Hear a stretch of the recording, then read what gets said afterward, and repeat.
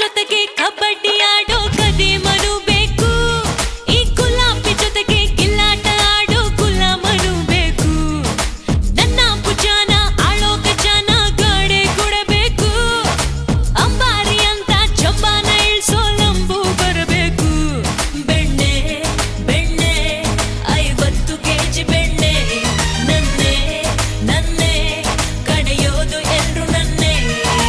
ಅದೇ ಪಿಟೀಲು ಕುಯ್ಬೇಡ ಶಾಲು ನಿನ್ನ ಇಡೋಲು ಯಾಮಾರ್ಸೋ ಕೇಳು ತುಂಬಾ ಕಮಾಲು ನನ್ಗೂ ಸವಾಲು ನನ್ ಹತ್ರ ನಿಲ್ಲು.